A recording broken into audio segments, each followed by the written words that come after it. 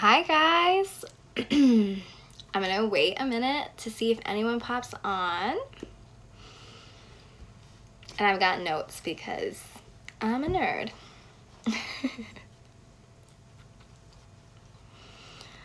All right, I'm just gonna get started. Hi guys, my name is Neha of Love Neha Chat. Hey Ilana.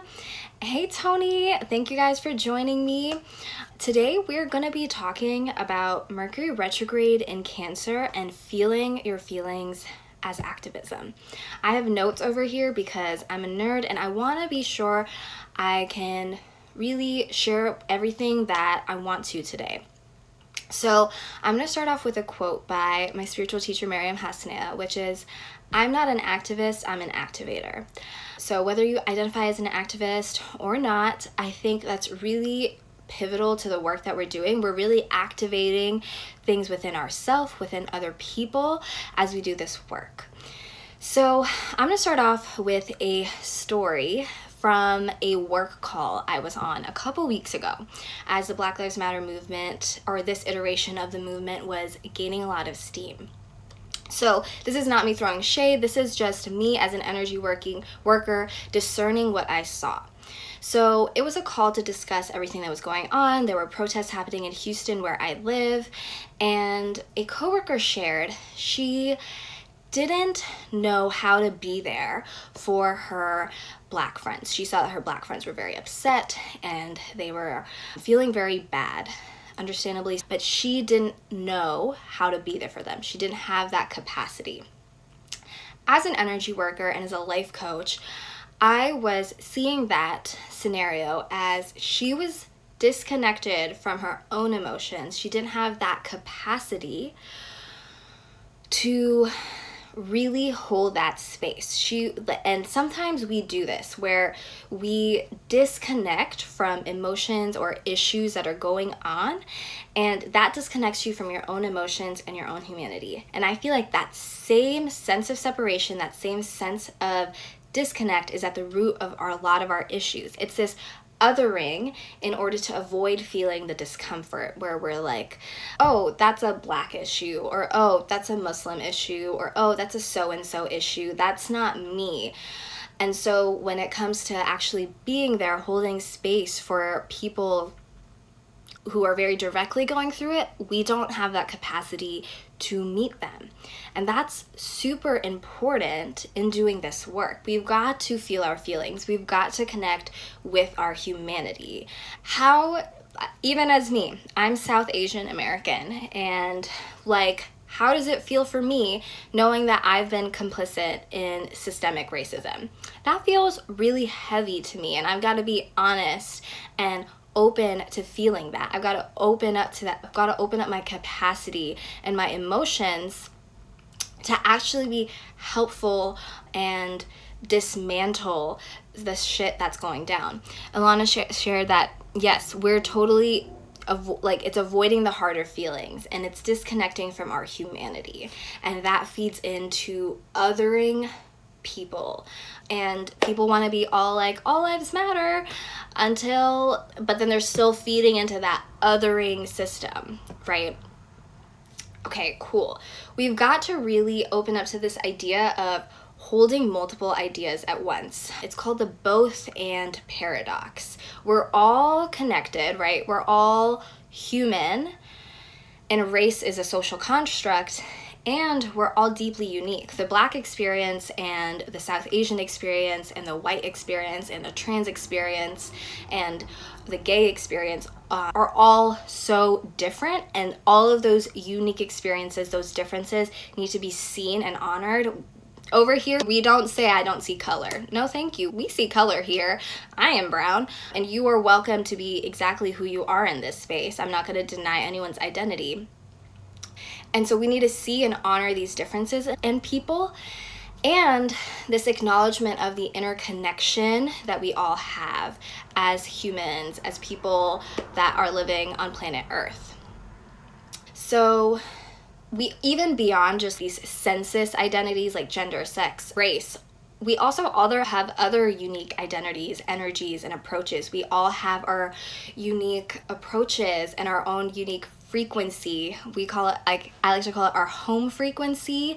It's that energy where we come back to that's uniquely ours. So it's holding the both and of we're all connected and we're all different and unique. And this isn't about feeling your feelings.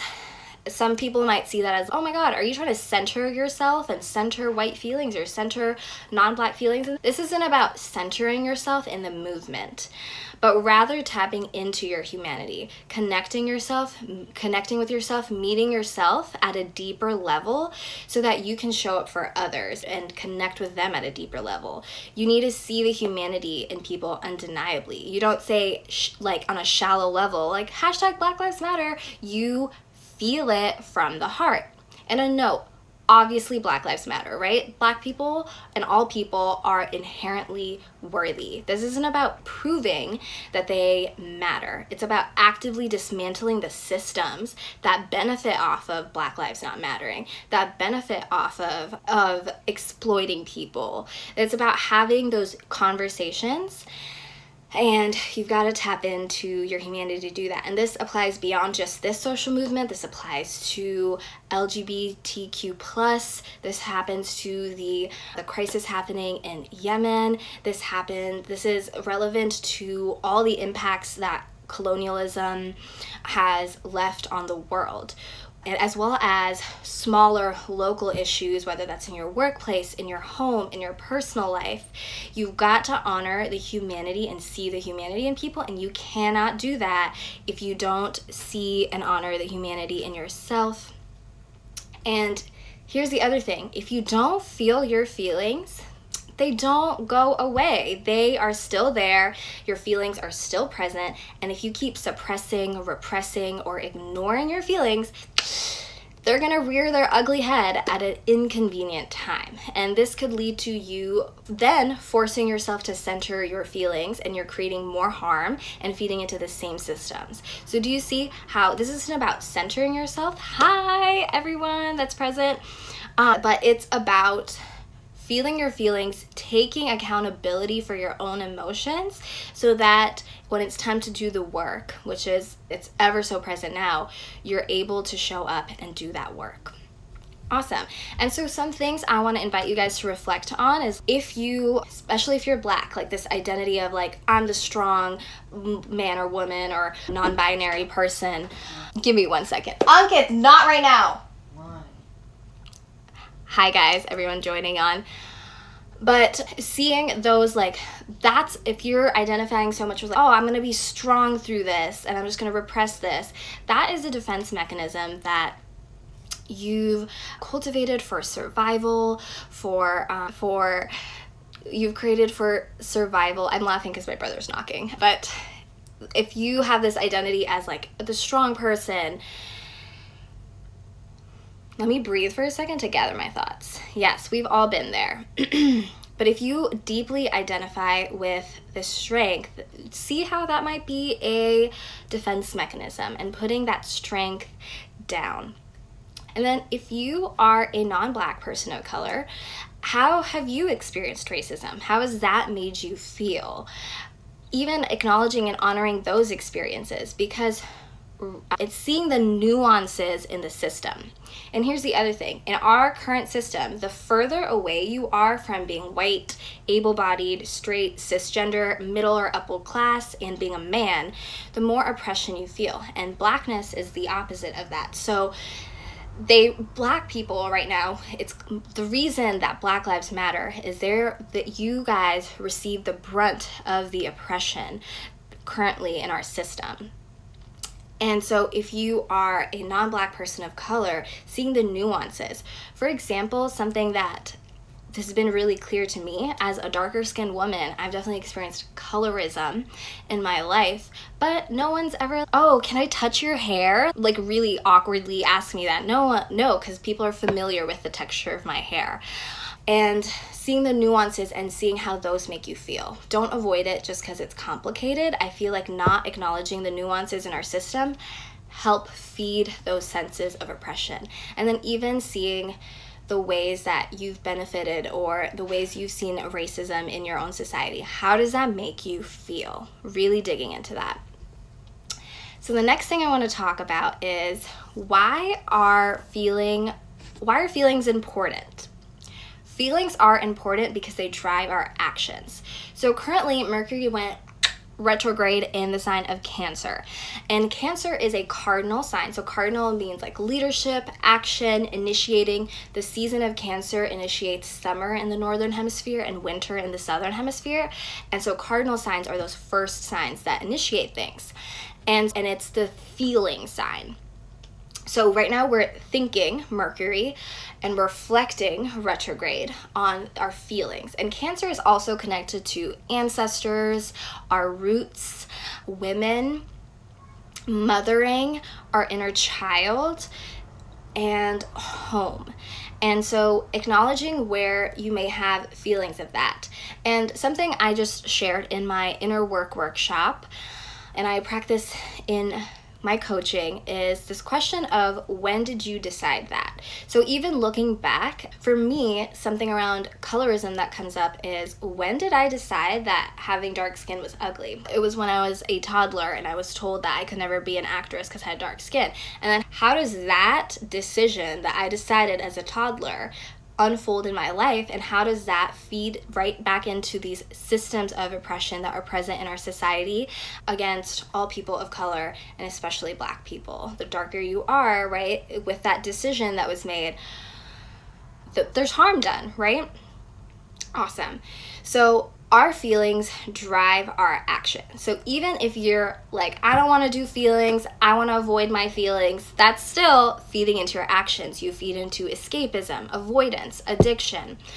Feelings are also what we're chasing when people are trying to create success, money, or love in their life. You're trying to create those feelings, right? So we're chasing feelings. An example is if you're trying to create money or manifest money because you want security, and security is the feeling that you're chasing, then you hustle, you make lots of money, but then you still feel insecure, you'll never have enough money. Your inner child is still not taken care of. And then we even see this in our billionaires, in our current billionaires that we have in this world, is that they still embody scarcity mindset. They have plenty of resources to help people in this world, really create impactful change. But what do they do instead? They hoard their wealth, because you know what? It's still not enough. Even with all that abundance, they're still moving and acting from a place of scarcity. So this is why feeling your feelings and working on your inner game is so important. In order to truly change your experience, you've got to work with your feelings. So one sentence that I like to use a lot when doing emotional work is, I feel blank when I am blank. So whenever you're feeling emotionally riled up, obviously I'm all about feeling your feelings and letting them out, but I want you to channel them in a healthy way so that they're productive.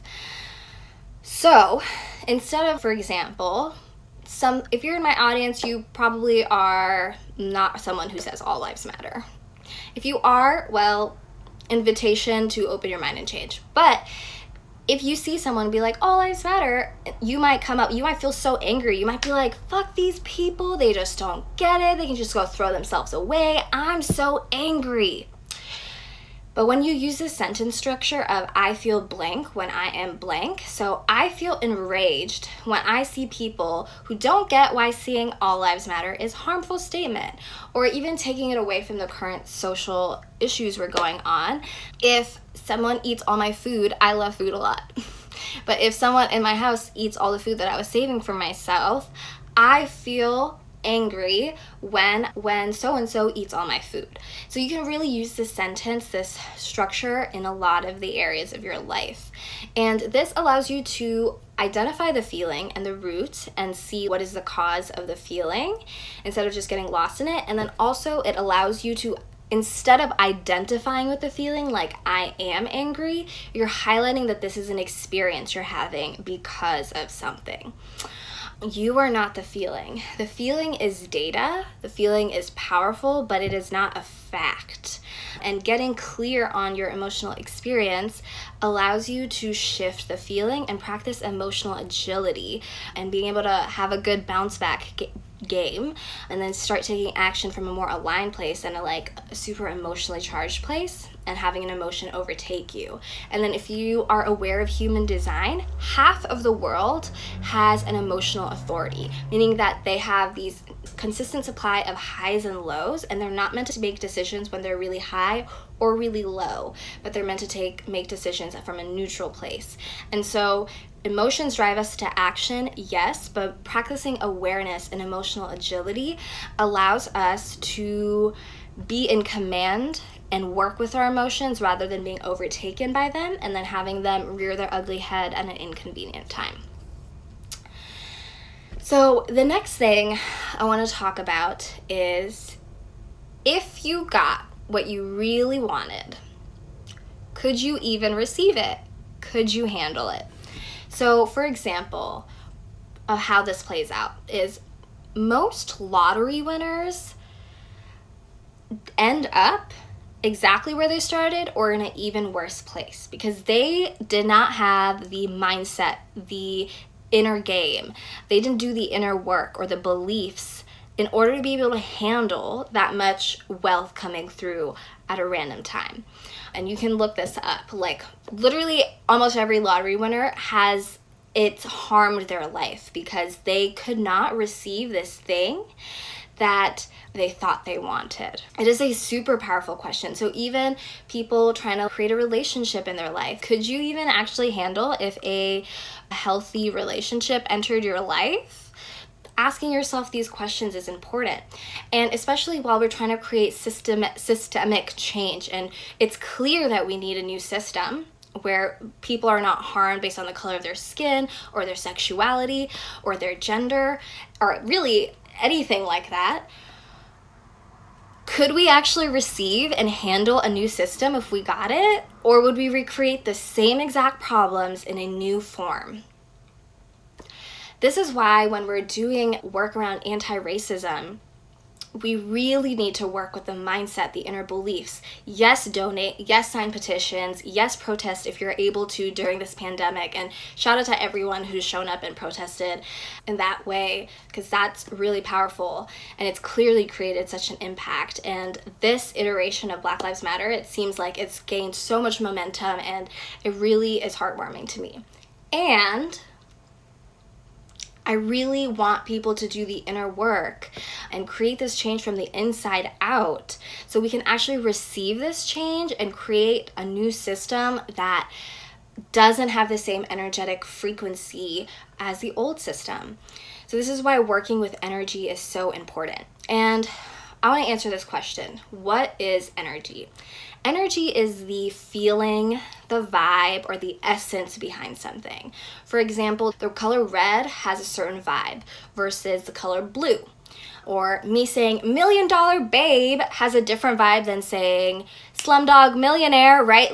That's energy behind it. It's like a super nuanced thing, and every person, belief, words, thoughts, they all have their own energy. Thanks for joining, Scott. Have a good evening. So energy work is about bringing energy back to a place of wholeness and authenticity so that that essence, that natural energy can actually shine through. So we currently live in a world that separates us from our core energy, our core essence. So doing this inner work is about coming home from our space, or coming home to ourselves and moving from that space. Thank you so much for joining. See you soon. And so the work is about coming home to ourselves, and that's a big part of my practice, my coaching, my astrology, my human design, meditation practice. All of that is about coming home to ourselves, and we're social creatures. We are meant to do that together, hand in hand. As the Sufi poet Rumi said, we're all just walking each other home. And so to do that, feeling our feelings is essential. What do you feel like? What is your home frequency? What are your core desires and values? that is so important in doing this work of anti-racism and even beyond, like of dismantling homophobia within ourselves, dismantling Islamophobia, transphobia, etc., etc. All of this is rooted in xenophobia, which is the fear of the other. And so if we ignore that fear, we let it take over. But if we acknowledge that fear or the feelings that come up and start to gain mutual respect for ourselves, we can extend that respect to others. So these are some of the pivotal lessons of Mercury retrograde in Cancer. So Mercury retrograde started like last night, and yes, girl, the replay will be available. I got you. It'll be on my IGTV. Mercury went retrograde last night, and it'll be retrograde until July 12th. And the thing with Mercury retrograde, there's a shadow period before and after. So all of the movements that just got started, that happened during the shadow period. So as we're in retrograde, we're reflecting on it. We're reflecting on the implications, the changes that are starting to happen. And then once Mercury moves direct in July, in the mid-July, then we'll start taking some of those reflections and putting them more into action. July is a super active month, something that's really important to practice always, but especially during Mercury retrograde and especially this summer, is active listening. Actively listening to yourselves and actively listening to the people around you. How often is it that we're like talking to someone and it's like a misunderstanding happens because there's like a lack of proper listening? Instead, we're just trying to put in our points or just jump in and trying to plan out what we're going to say next instead of sitting there and actually listening to what the people in our lives are saying to us, what Black people are saying that they need, what LGBTQ plus people are saying that they need in their lives.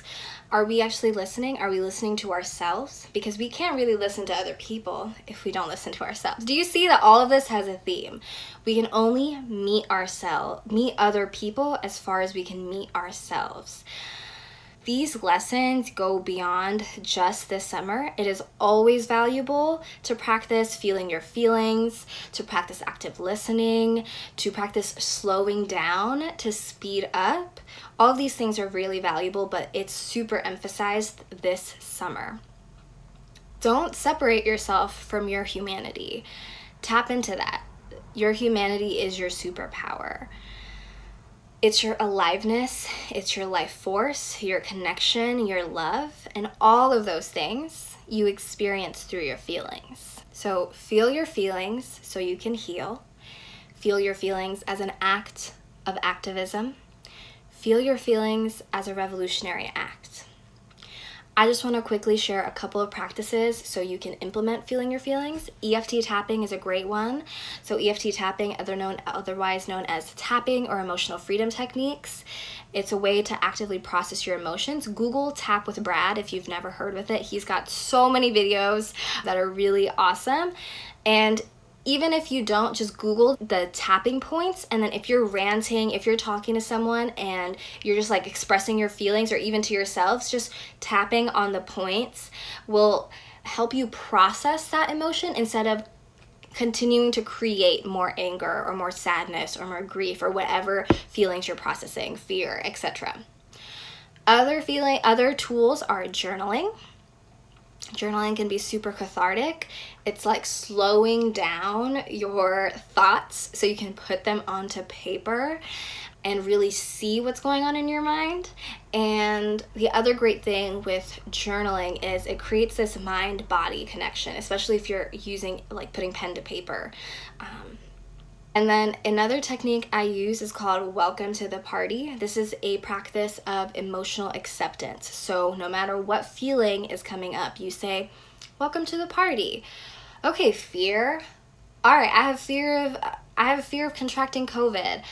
Welcome to the party, fear. I have a fear of X, Y, and Z. Welcome to the party. I have joy coming up for me. Joy, welcome to the party. You can use this for positive emotions in order to really savor and receive that, right? The more we practice receiving and noticing when we're actually feeling happy or joyful or peaceful, the more we can create that in our life and be able to actually handle that as we receive even more of that energy.